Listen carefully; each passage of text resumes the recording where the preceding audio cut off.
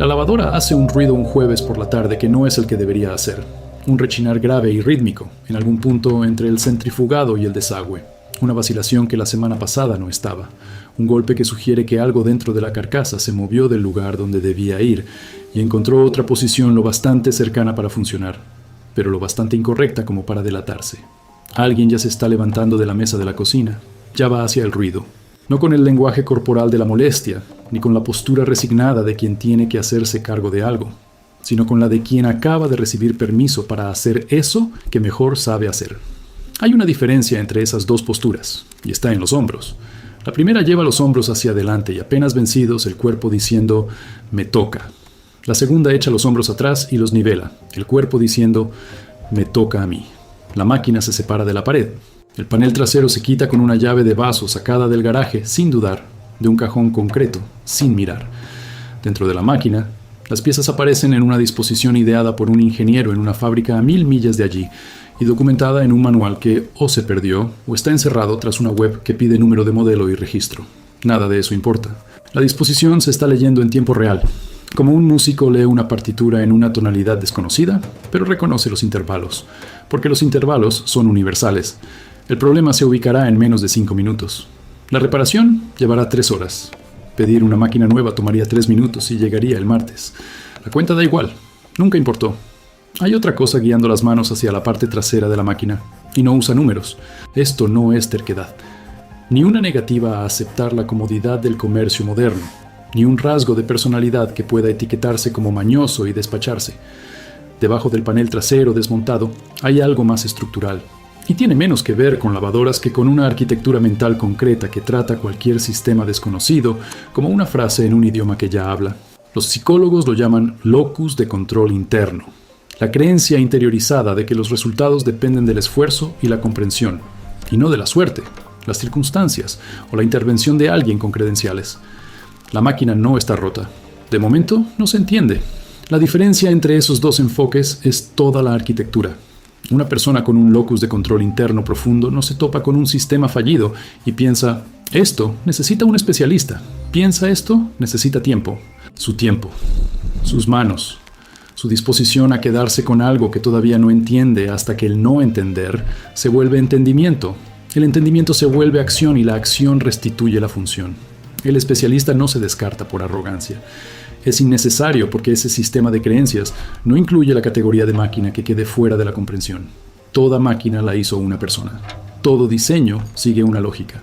Toda lógica puede rastrearse con manos lo bastante pacientes para seguirle el rastro. Un alojamiento de rodamiento expuesto dentro del conjunto del tambor. La corrosión visible en la pista exterior. El número de pieza estampado en la fundición, en caracteres en relieve diseñados para sobrevivir al entorno en el que el rodamiento fue hecho para trabajar. Dedos recorriendo el número como se recorre una inscripción en un monumento, leyendo lo que dejó quien diseñó el sistema, siguiendo. Lograr un buen acabado es la parte más difícil de cualquier proyecto. Si alguna vez tuviste problemas con burbujas, marcas de pincel o una capa que no secaba, preparamos una guía con todo lo que la lata no te dice. Escanea el código en pantalla o revisa el primer comentario. La lógica hacia atrás, de la falla a la causa. La investigación sobre cognición encarnada ofrece el marco para entender cómo se produce esa transferencia, cómo una persona que nunca ha abierto una lavadora puede diagnosticar una en minutos. Las manos son órganos cognitivos. No se limitan a ejecutar las instrucciones del cerebro. Llevan su propia inteligencia, acumulada en cada interacción previa con cada objeto anterior. Cómo entra una rosca, cómo cede un clip bajo presión lateral, cómo se reparte la tensión en un muelle, cómo se deforma un sello con el calor. No son piezas aisladas de conocimiento archivadas por electrodoméstico. Son un vocabulario físico unificado, una gramática de sistemas mecánicos, que vale para toda máquina que los seres humanos hayan diseñado, porque toda máquina que los seres humanos hayan diseñado está hecha con los mismos principios. Palancas, rodamientos, sellos, fijaciones, engranajes. La persona que puede arreglarlo todo no es alguien que memorizó el manual de servicio de cada aparato de la casa. Es alguien cuyas manos hablan un idioma más antiguo que cualquier máquina concreta y más universal que cualquier marca.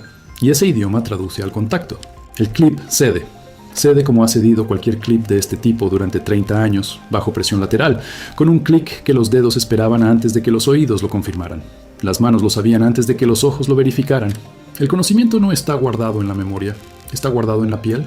La investigación de la doctora Kelly Lambert sobre el circuito de recompensa impulsado por el esfuerzo explica por qué una reparación se persigue mucho más allá del punto en que el cálculo económico aconsejaría parar. La vía neural que conecta el movimiento físico de las manos con la producción de serotonina y dopamina no se activa con una intensidad fija, responde a la resistencia, un problema que cede enseguida, un cable suelto reconectado, un disyuntor rearmado, produce un pulso breve y superficial. Un problema que se resiste, que exige desmontar un sistema desconocido, identificar una pieza averiada, conseguir el repuesto, volver a armar, probar y llegar a ese momento en que la máquina retoma su función y el sonido vuelve a ser el correcto, produce una recompensa que se intensifica en cada etapa. Su profundidad es proporcional a la dificultad es proporcional a la resistencia, y la resistencia es justo lo que hace que reparar valga la pena. Llamar a un técnico elimina la resistencia, también elimina la recompensa. La pérdida no es financiera, es neuroquímica. La reparación activa de forma sostenida la única vía de recompensa de la semana, que no pasa por una pantalla, una reunión o la aprobación de otra persona. Las manos hacen el trabajo, el circuito se enciende, la máquina funciona. La satisfacción es privada, completa, y no necesita validación externa para sentirse real.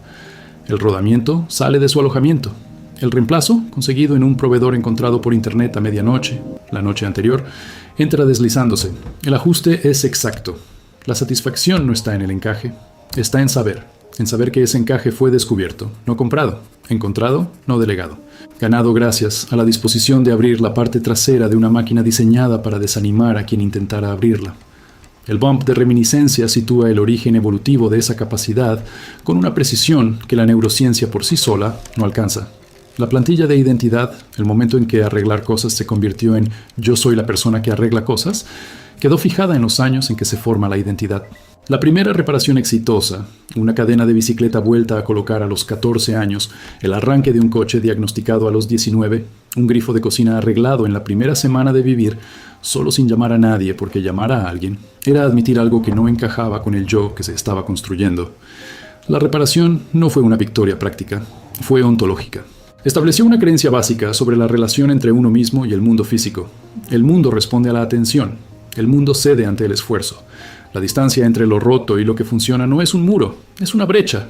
Y esa brecha puede cruzarla a alguien dispuesto a quedarse con el problema más tiempo del que el problema espera. Cada reparación desde entonces ha confirmado esa creencia. Cada máquina vista por primera vez y dejada funcionando ha añadido un dato a un conjunto que ahora reúne décadas de evidencia. La creencia ya no es una creencia, es una identidad. Y una vez formada, esa identidad no incluye la opción de mirar una máquina rota y decidir que debería ser otro quien la entienda. Hay quien no puede cruzar un edificio sin hacer una auditoría involuntaria de sus sistemas. La bisagra que necesita una cuña porque la puerta roza abajo. La tapa del enchufe que está tibia al tacto, señal de una conexión que se está corroyendo detrás. El ventilador de techo que se bambolea en la segunda velocidad porque una pala pesa 1/4 de onza menos que las otras. El mundo se presenta como una serie de sistemas, y los sistemas se presentan como algo legible, y esa legibilidad no es una elección. Es un filtro perceptivo instalado en los años formativos por alguien que abrió la parte trasera de algo y dijo el equivalente de «mira esto, por eso hace eso», y desde entonces mirar no se detuvo. Ese filtro no se puede apagar. El edificio se evalúa antes de llegar a la puerta principal. El coche se juzga por el ralentí antes de girar del todo la llave. La bisagra se detecta antes de entrar en la habitación. Detectarlo no es pericia en el sentido acreditado. Es una forma de ver que organiza todo el campo visual en 2 categorías. Funciona bien y no funciona bien. Y la categoría de lo que no funciona bien genera una atracción que no es opcional ni negable, y que, en más de una ocasión, ha terminado en una reparación hecha en casa ajena, en la fiesta de otra persona, sin que nadie la pidiera, porque ese impulso es más fuerte que la convención social de ignorar un grifo que gotea. Hay otro al que los vecinos saben que deben llamar cuando algo se rompe. El lavavajillas que se detiene a mitad del ciclo. El motor de la puerta del garaje que zumba pero no levanta. El sistema de riego que tiene una zona funcionando cuando no debería. Las llamadas llegan sin vacilar porque el patrón se ha establecido durante años y la fiabilidad es conocida. El lavavajillas siempre queda arreglado. La puerta del garaje siempre vuelve a subir. La zona de riego siempre se identifica y se corrige. El agradecimiento que sigue suele tomar la forma de comida o cerveza o de ese apretón de manos particular que usan los hombres cuando están diciendo algo que la mano expresa con más comodidad que la voz. La comida se come, la cerveza se bebe, el apretón se devuelve. La conexión entre la reparación y la gratitud no siempre se hace de forma consciente, porque la reparación no fue un favor. Fue el ejercicio de una capacidad que el cuerpo necesita del mismo modo que el cuerpo de un corredor necesita movimiento. No hacer la reparación cuando se sabe posible produciría una incomodidad que la molestia social de aparecer con una caja de herramientas no produce. Hay otra persona a la que su familia llama cuando algo mecánico, eléctrico o estructural falla en cualquiera de sus casas. Padres, hermanos, cuñados. Las llamadas llegan desde otros estados. Algunas se diagnostican por teléfono con una serie de preguntas que, para quien está al otro lado, suenan a interrogatorio hecho por alguien que ve a través del auricular. ¿Hace zumbido o clics? Zumbido. ¿Es constante o intermitente? Intermitente. ¿Cambia cuando abres la puerta? Sí. El diagnóstico se da con la seguridad exacta de quien ya oyó esa combinación de síntomas y sabe, por el patrón, qué pieza falló antes de quitar la tapa trasera. Los cuñados que antes dudaban de lo práctico que era alguien que desarmó la tostadora la mañana de Navidad, ahora llaman primero, antes que al técnico, antes que al servicio de garantía, antes que a Internet. Llaman porque la tostadora se arregló aquella mañana de Navidad y desde entonces no ha vuelto a fallar. Y con eso les basta. Hay otra persona que arregló un reloj que llevaba 2 décadas en la repisa sin funcionar. Se abrió el reloj, se examinó el mecanismo y se identificó el muelle real como el punto de fallo. El repuesto se consiguió con un proveedor especializado encontrado a la 1 de la madrugada durante una búsqueda que empezó por curiosidad y terminó en compromiso. El reloj ahora funciona. Adelanta aproximadamente 2 segundos al mes. Esos 2 segundos no se corrigen porque son una prueba, no de imperfección. De la conversación entre las agujas y el mecanismo, una conversación mantenida sin manual, sin credencial, sin permiso del fabricante, y que logró que una máquina recuperara una función que se le negó durante 20 años. Esos 2 segundos al mes son el acento de la reparación, son la pista, son la firma de unas manos que dijeron esto lo saco y acertaron. Hay otra persona que desmontó el motor de una cortadora de césped sobre una mesa plegable en la entrada, porque la máquina no arrancaba y el taller pidió más de lo que costaba una nueva. El motor se desarmó en 2 tardes. El carburador se limpió con un alambre y un bote de limpiador. La junta se cambió por una cortada de una lámina de material para juntas usando tijeras y un lápiz bien afilado. El motor se volvió a montar. Arrancó al segundo tirón. La cortadora lleva 4 años funcionando desde entonces. La mesa plegable tiene manchas de aceite que no se han limpiado porque no son manchas. Son el registro de una tarde en la que una máquina condenada al vertedero fue indultada por alguien que no aceptó la sentencia. Lo que la mayoría ve al observar a alguien capaz de arreglar cualquier cosa con las manos es una cualidad útil, un talento práctico, una persona que ahorra dinero en reparaciones y conviene tener de vecina. Lo que de verdad ocurre es una forma de percibir y habitar el mundo físico que la cultura de consumo moderna está diseñada para borrar. El locus de control interno nos dice que esa persona ha construido su identidad sobre la idea de que el mundo cede ante la atención y de que ningún sistema queda fuera de la comprensión. La investigación sobre cognición corporeizada nos dice que las manos llevan un vocabulario mecánico universal que se transfiere a cualquier sistema que encuentren, porque ese vocabulario es más antiguo que cualquier máquina concreta y está hecho de principios, no de productos. El circuito de recompensa impulsado por el esfuerzo nos dice que reparar produce una profundidad y una duración de satisfacción neuroquímica que ningún acto de compra o delegación puede igualar. El pico de reminiscencia nos dice que esa identidad se formó pronto y se ha confirmado con décadas de pruebas de que la creencia era correcta. La persona que arregla cosas no es solo mañosa. Es alguien para quien el mundo físico resulta legible de un modo en que el abstracto a menudo no lo es, y cada máquina rota es una frase que puede leer en una semana que, por lo demás, está escrita en un idioma que nunca le enseñaron del todo.